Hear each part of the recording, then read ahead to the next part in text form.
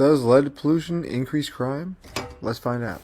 Estimates suggest the abatement of lead pollution may be responsible for 7 to 28% fall in homicide rates in the U.S.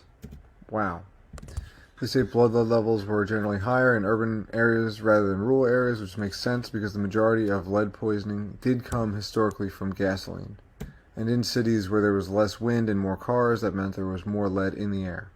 So these charts of crime rates stack up pretty eerily with these lead emission rates.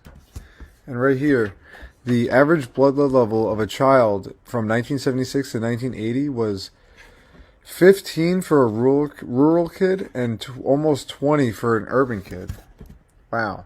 Don't tell your parents.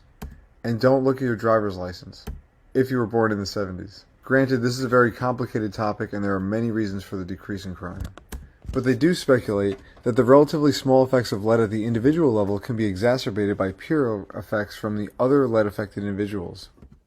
Overall, the results suggest that the declines in lead pollution reduce crime but are not the cause of the majority of the fall in crime observed in many Western countries. Plausible. Makes sense a little bit because poisoned kids are less likely to be able to follow directions, but I also think that there was something about the 80s and 90s that made everyone crazy.